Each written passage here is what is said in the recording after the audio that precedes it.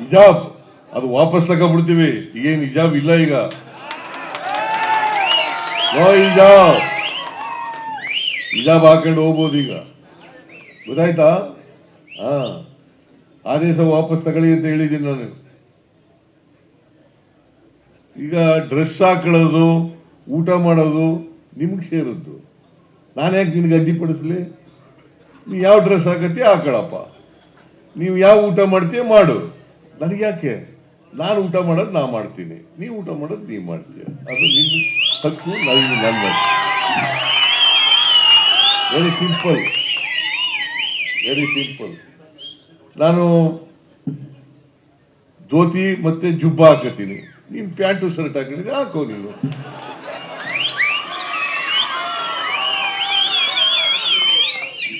ಅಲ್ವಾ?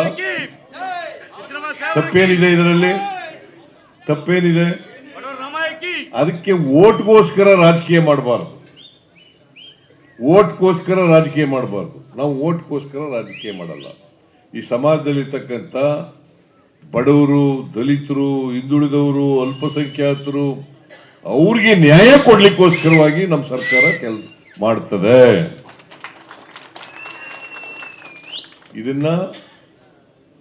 ಇದರಿಂದ ವಿಚಲಿತರಾಗ ಪ್ರಶ್ನೆನೇ ಇಲ್ಲ, ಇದರಲ್ಲಿ ರಾಜಿ ಮಾಡ್ಕೊಳ್ಳೋ ಪ್ರಶ್ನೆನೇ ಇಲ್ಲ. ಹಿಜಾಬ್ ಅದು ವಾಪಸ್ ತಗೊಂಡ್ಬಿಡ್ತೀವಿ. ಈಗೇನು ಹಿಜಾಬ್ ಇಲ್ಲ, ಈಗ ಹಿಜಾಬ್ ಹಿಜಾಬ್ ಹಾಕೊಂಡು ಹೋಗ್ಬೋದು ಈಗ. ಗೊತ್ತಾಯ್ತಾ? ಆದೇಶ ವಾಪಸ್ ತಗೊಳ್ಳಿ ಅಂತ ಹೇಳಿದ್ದೀನಿ ನಾನು. ಈಗ ಡ್ರೆಸ್ ಹಾಕೊಳ್ಳೋದು, ಊಟ ಮಾಡೋದು ನಿಮ್ಗೆ ಸೇರಿದ್ದು. ನಾನು ಯಾಕೆ ನಿನ್ಗೆ ಅಡ್ಡಿಪಡಿಸ್ಲಿ? ನೀವು ಯಾವ ಡ್ರೆಸ್ ಹಾಕತ್ತೀಯ ಹಾಕೊಳ್ಳಪ್ಪ, ನೀವು ಯಾವ ಊಟ ಮಾಡ್ತೀಯ ಮಾಡು, ನನಗೆ ಯಾಕೆ? ನಾನು ಊಟ ಮಾಡೋದು ನಾ ಮಾಡ್ತೀನಿ, ನೀವು ಊಟ ಮಾಡೋದು ನೀವು ಮಾಡ್ತೀಯ, ಅದು ನಿಮ್ಮ ಹಕ್ಕು, ನನ್ನ ವೆರಿ ಸಿಂಪಲ್, ವೆರಿ ಸಿಂಪಲ್. ನಾನು ಧೋತಿ ಮತ್ತೆ ಜುಬ್ಬ ಹಾಕತ್ತೀನಿ, ನೀನ್ ಪ್ಯಾಂಟು ಶರ್ಟ್ ಹಾಕಿದ್ರೆ ಹಾಕೋ ನೀನು.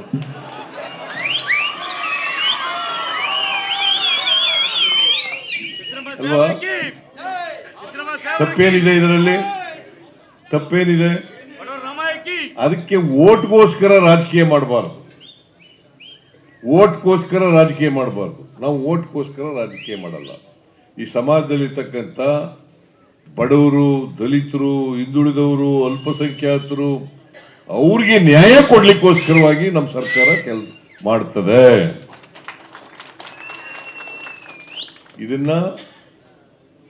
ಇದರಿಂದ ವಿಚಲಿತರಾಗ ಪ್ರಶ್ನೆನೇ ಇಲ್ಲ, ಇದರಲ್ಲಿ ರಾಜಿ ಮಾಡ್ಕೊಳ್ಳೋ ಪ್ರಶ್ನೆನೇ ಇಲ್ಲ.